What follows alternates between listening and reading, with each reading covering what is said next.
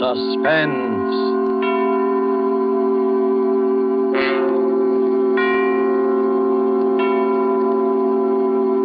This is the Man in Black, here again to introduce Columbia's program, Suspense. In our starring Hollywood cast tonight are Mr. John Sutton, who appears as a young English doctor, Jim Norwood, who knew a great deal more than he admitted concerning the strange events which we are about to relate, and Mr. George Zuko, who plays the village curate, the Reverend Arthur Morley. Our story, and it bears none but a coincidental resemblance to H.G. Wells' famous short novel, The Invisible Man, is by John Dixon Carr, and is called The Man Without a Body, tonight's tale of suspense. If you have been with us on these Tuesday nights, you will know that suspense is compounded of mystery and suspicion and dangerous adventure. In this series are tales calculated to intrigue you. And so it is with The Man Without a Body and the performances of John Sutton and George Zuko. We again hope to keep you in suspense.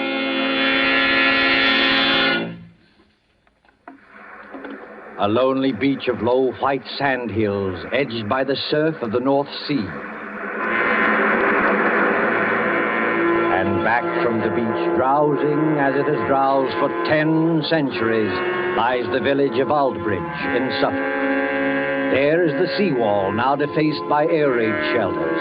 And there are the rolling grain fields, the thatched white cottages, the spire of St. Luke's Church above the oak trees.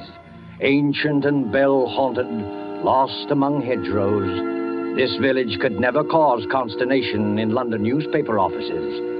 And yet, on that warm night nearly 4 years ago... This time it's really happened. A man without a body, completely invisible. Copy, boy. Copy, boy. Look at this dispatch. Reign of terror in Suffolk Village. Has another of H.G. Wells' romances come true? An invisible man? I can't believe it. What's the matter with that village? They all gone scatty? Mr. George Wellman, builder, states that as he was returning home along the main road from Bury St. Edmunds... He distinctly saw a man's hat, without any head under it, moving towards him about 6 feet above the ground. Oh, George must have been full of beer. We can't use this story. Copy, boy! Even more surprising evidence was given by the Reverend Arthur Morley, vicar of St. Luke's Church. Who? The parson? You don't think he was full of beer? One question above all agitates the village. Who is Professor Ansmith? Who is this elderly American, said to be an inventor, who has settled at Aldbridge and leased a part of the house belonging to the local doctor? Out of some terrifying workshop, to strike like a maniac, where least expected, has there at last emerged... A real invisible man? The Church of St. Luke, Aldbridge, on that same Sunday evening. The evening service is over now, though an echo of bells still lingers.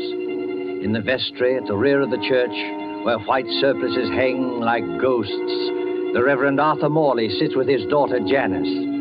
It is a stone room of painted windows, now many-colored in the sunset. And here, as the drowsy summer light turns to dusk...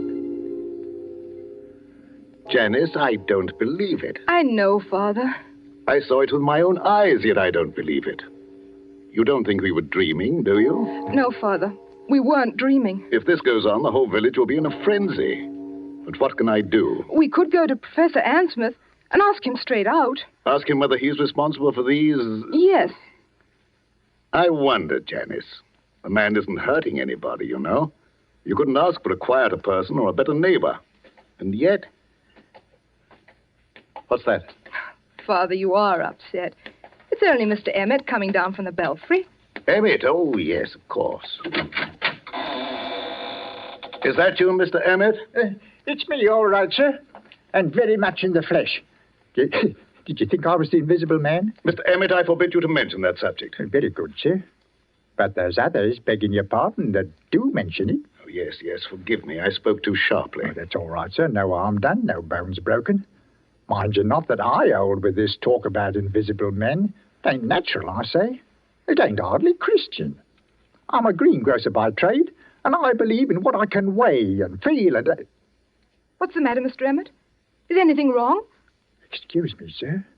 And you too, miss. Do you see anybody in this room except us? No, of course not. Why? Because I could have sworn something brushed past me just now. You're imagining things, Mr. Emmett. Yes, sir, I dare say, There's but... nobody hidden in the belfry tower, I hope. No, sir. I had a look-see. And what's more, there's not going to be anybody up there once I've locked the door.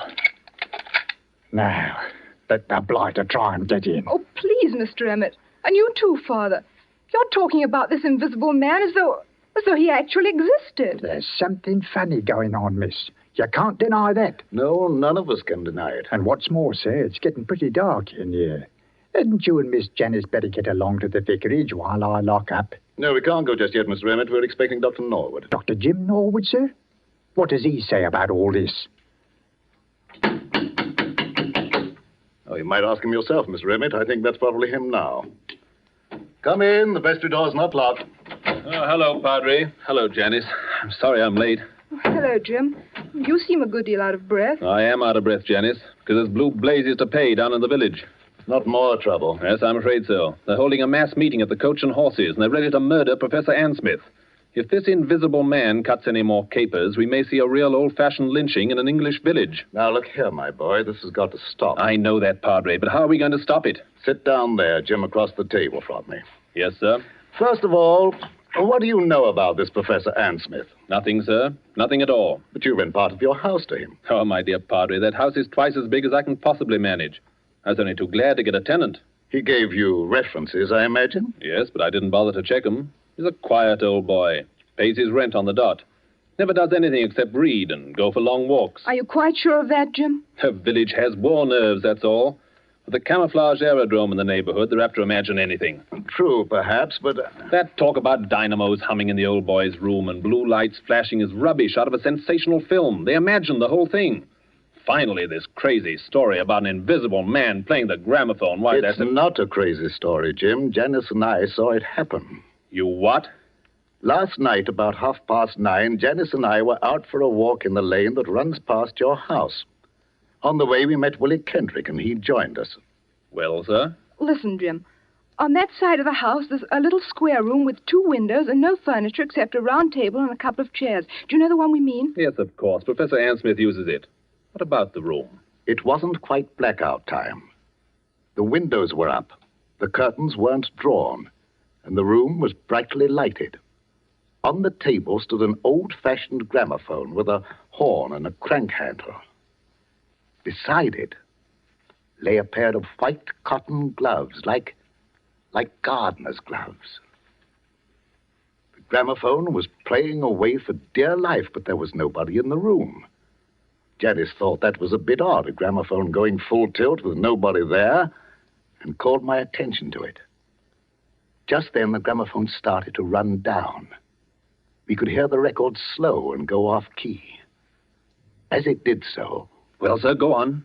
As it did so, those white gloves got up off the table. Got up off the table? Got up off the table, took hold of the gramophone, and wound it up again. Mr. Emmett, what on earth are you doing? I dropped some candlesticks. So I see. Please pick them up again. Yes, miss. Padre, are you serious? Perfectly serious. A pair of gloves without any hands inside them? Yes. But what did they do exactly? The left-hand glove steadied the gramophone. The right-hand glove wound it up. Then they both hung in the air, beating time to the music. It should have been funny. I can only assure you it was not funny. Oh, what happened then? Oh, Jim, it was horrible. Willie Kendrick let out a yell and ran down the lane between the apple trees as though the devil were after him. I can't say I blame him. Father and I just stood there and... Stared is the word, my dear. Yes, stared. I can't forget any of it. The 3-legged table and the whirling record and the blue flowers on the wallpaper. But there was nobody there. We could see past the table and under the table and all over the room. And there was nobody there. Except the man without any body. Confound the man without any body. Father, suppose it is true. As a clergyman, my dear, I prefer to remain agnostic. This thing's a trick. Yes, but how's it done and why? That's the whole point, Jim. What worries me is the effect on our people here. We call ourselves intelligent, and yet, look at us. Even Mr. Emmett there. Hey, what's that about me, sir? A few minutes ago, you thought something brushed past you when you were coming down the stairs from the bell tower. Now, didn't you? Well, yes, sir. You see what I mean, Jim? But I didn't really think so, sir. Not really. It was imagination, just like the doctor said. Because I searched that tower. I locked the door afterwards. Exactly. But the mere force of suggestion, nothing more, might lead you to believe. That's not suggestion, Father. Sir, I'll stake my Bible oath there's nobody in that belfry. Bells can't ring by themselves, old man. There's somebody pulling the rope up there, and we're going to find out who it is. Now, one moment, all of you. What's wrong, Padre? You're as white as a ghost. This blasphemous mockery, it seems, extends even to the church. Very well. You will stay with Janice, my boy. Emmett and I will collar this invisible man. Why can't I go, too? I don't believe in this, but I should prefer to have someone with Janice. You're not afraid, Mr. Emmett? If it's alive, sir, I'm not afraid of it. And if it's dead, well, you're not afraid of it. The tower door's open, sir. I'm ready. Don't do it, Father. Don't go. You can't help them, Janice. Sit down here. Take it easy. Jim Norwood, what's wrong with you? Wrong with me? You've got an odd look, too. And the light's fading. And the surplices look like ghosts. And in another minute, that bell would drive me mad. Suppose he has got in. Who? The invisible man. Oh, don't talk rot. As there are sounds that the ear cannot hear, so there are colors that the eye cannot see. I read that somewhere. He hasn't hurt anybody yet. But suppose he turns nasty and does hurt somebody. He can't hurt anybody. How do you know? Janice, listen to me. Take my hand. Oh, but Jim... I want to tell you a few things you won't understand. I don't ask you to understand. I just ask you to remember. Well, what is it? The first is a question. If you were a government official and wanted to find an expert on camouflage, where would you go? An expert on camouflage? Yes. And the second point is this. I studied medicine in Germany. Oh, I know that, but that's One night on a bet, I hid backstage at the Winter Garden Theater in Berlin. I saw the whole show from backstage, and I learned a great deal. Jim Norwood, what on earth are you talking George about? Wellman and I have talked the whole thing over. In a way, Janice, there is an invisible man. I can tell you who he is and how he works. But there's no danger, do you understand? There's no danger at all. Jim, what was that? I don't know. You do know. I can see it in your face. You do know. I think somebody's fallen. Fallen? From the top of the belfry. Oh, Father! Stay here, Janice. You can't do any good. Let go of my arm. I'm going up there. No, you're not. I didn't think what the danger might be. Besides, there's somebody coming down the stairs now. Stay just where you are and don't move until... Oh, Father. Father, are you all right? Steady, sir. Take it easy now. I'm perfectly all right, yes.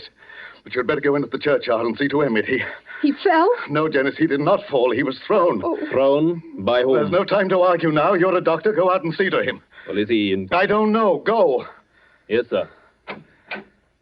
For I will work a deed in your days which ye will not believe, though it be told you. Janice, this is incredible. Why? You heard the bell ring. I saw it ring. Without anybody there? I was as close to that bell as I am to you now. No hand held the rope. There were no strings or wires or any tricks to make it move. Yet it clanged back and forth alone in the tower. And I thought I heard someone laugh. Laugh? Oh, don't take that too seriously. We were both overwrought, and the noise of the bell was deafening. What about Mr. Emmett? Emmett yelled some words I couldn't hear and lunged for the bell. Then something caught him. Something caught him and gave him a sledgehammer blow in the back. That belfry's nothing but open arches. You heard him scream. I saw his face just before he went over. Lock the door to the tower, Father. Lock it. I can't lock it. Emmett has the key. But why should I lock it? Because he's still in there. He? He hadn't done any harm before, but he's done harm now. There's no telling what might happen if he gets loose. You mean? I mean Professor Ann Smith's protege, whoever he is. The man without a body.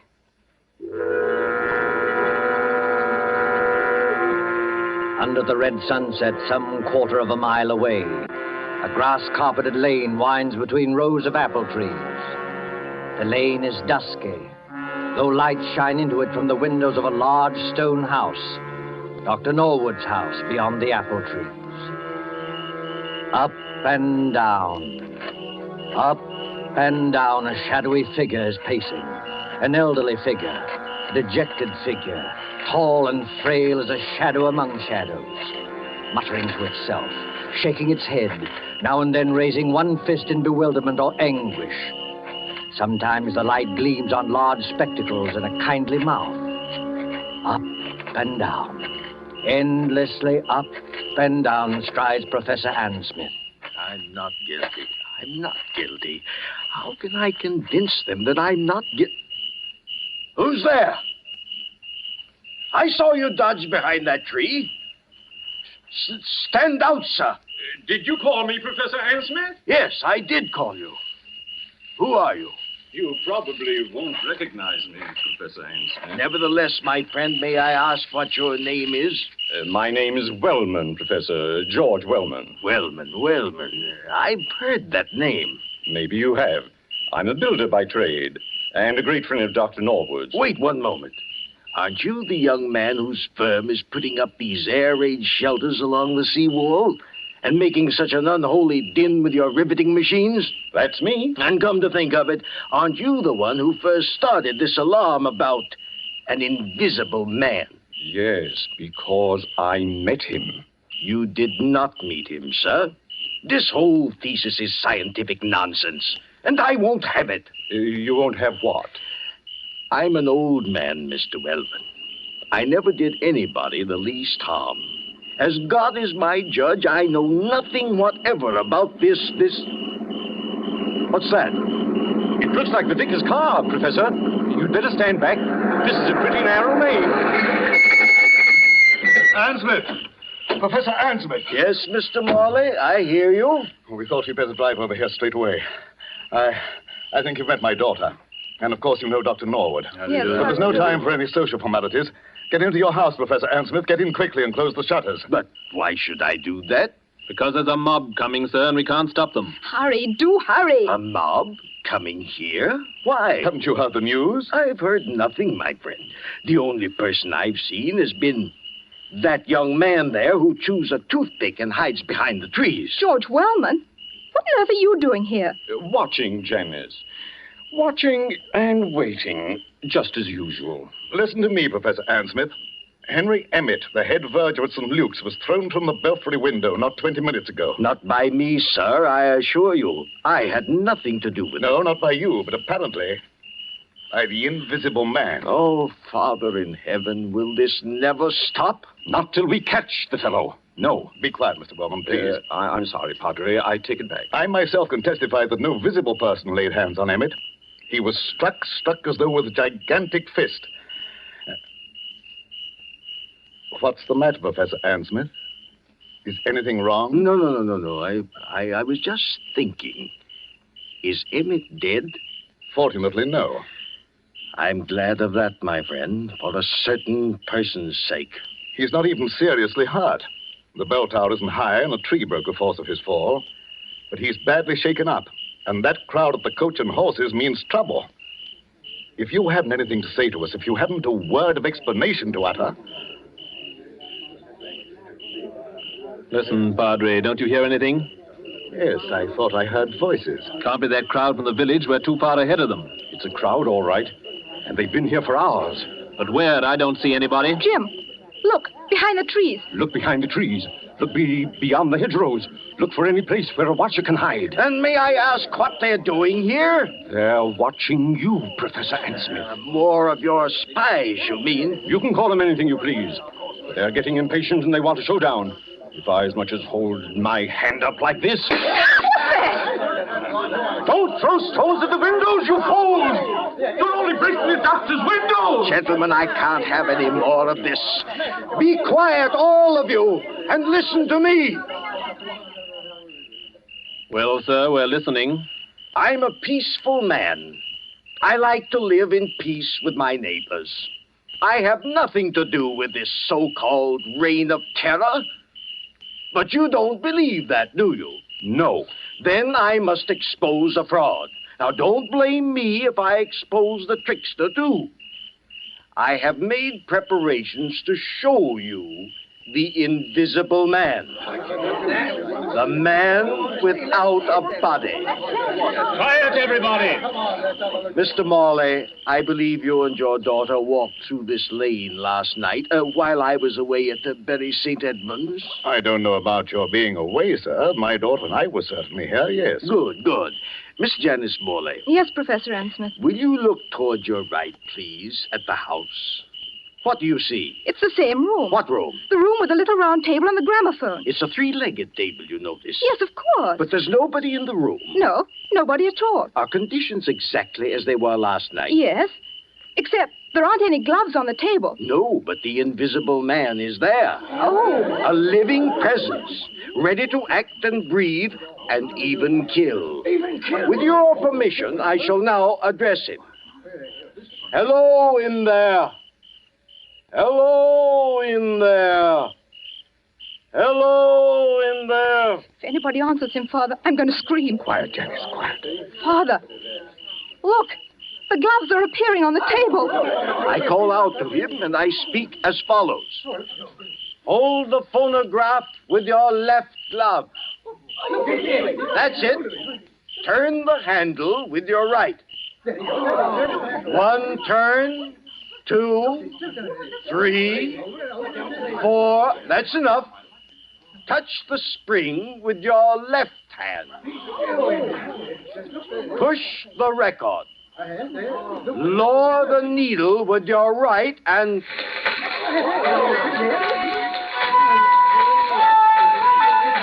Ladies and gentlemen, the invisible man. On the contrary, let them throw all they like. Aim at the table, my friend. Aim at the table. Why at the table? Because then they'll see the trick. I don't follow you. What trick? The trick of the looking glasses. There. You see now, my friend? I think I do. The legs of the table form a triangle with its point toward you.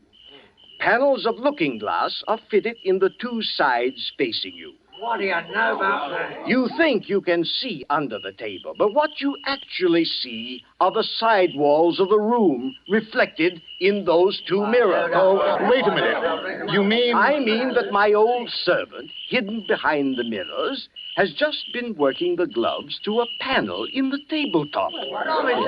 It's a very old trick, first shown by Colonel Stadair at the London Polytechnic. And that's what happened last night? Yes.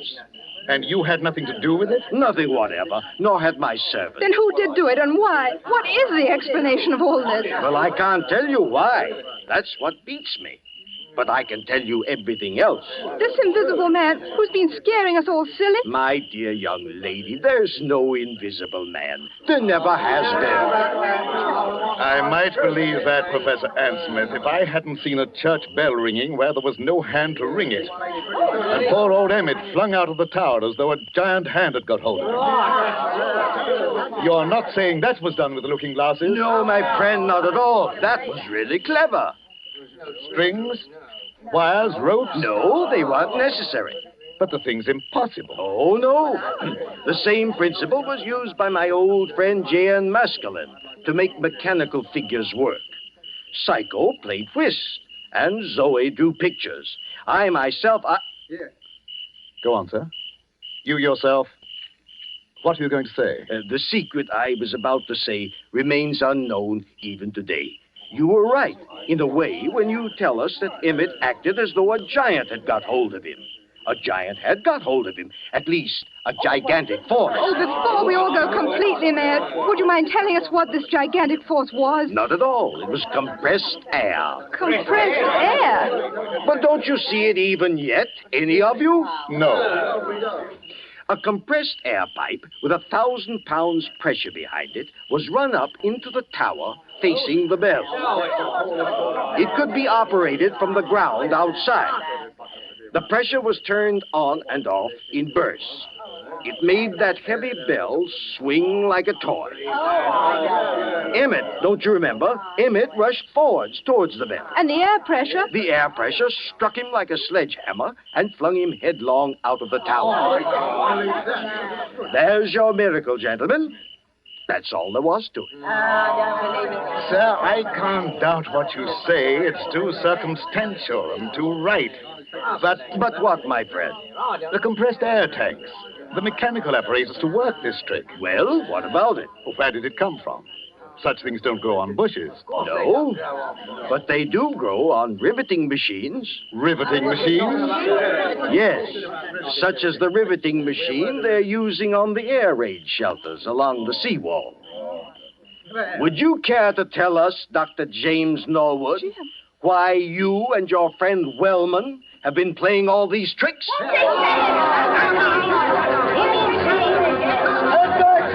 All of you. Jim Norwood, is this true? Why, of course it's true, Mr. Morley. Don't be so gullible. Jim and George Wellman doing all this?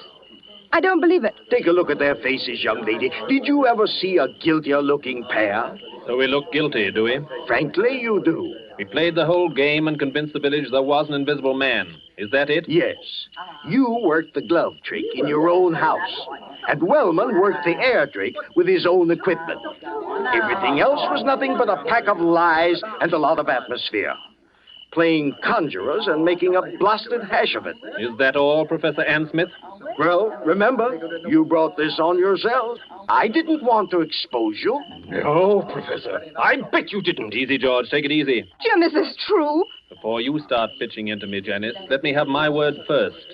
Do you remember what I said to you at the church tonight? At the church? Yes, I asked you to remember something, even if you didn't understand it. All right. Can you remember what it was? Oh, Jim, please. You're only trying to evade this. Oh, I'm so confused now, I don't remember anything. All I can think of is this horrible business and what's behind it. Father can't believe his ears, and I'm not much better. We've practically idolized you. All we want you to do is answer a straight question. Jim, are these accusations true? Yes, they are true. Doubtless he had a good reason, Janice. Doubtless he had a good reason. Yes, we had a good reason. The very best reason in the world. You had a good reason for scaring people half to death and trying to kill poor old Henry Emmett? We didn't mean any harm against Emmett. That was an accident. But you dare to defend yourself now? Yes, just that. Before we go home, Father, shall we apologize to Professor Ann Smith? I hope he'll try to think better of English hospitality. Good, Janice, good. I hope he will, too. You hope he will. Listen, Janice, before you act on any belief, you have to be absolutely sure in your own mind. George and I had to prove something, and now I'm glad to say we have proved it. Oh, I can't stand this any longer. If you have anything to say, go on and say it straight out. What was it you had to prove? We had to prove to our own satisfaction that this pretended American who calls himself Professor Ann Smith... Pretended American? Who calls himself Professor Ann Smith? We had to prove that this pretended American was no other than Karl Heinrich von Keist, the celebrated stage magician from the Winter Garden Theater in Berlin. What? Whose real job is to find the camouflage aerodrome near Bury St. Edmunds. No. He explained his own tricks very nicely, George. We'll swear out a warrant in the morning.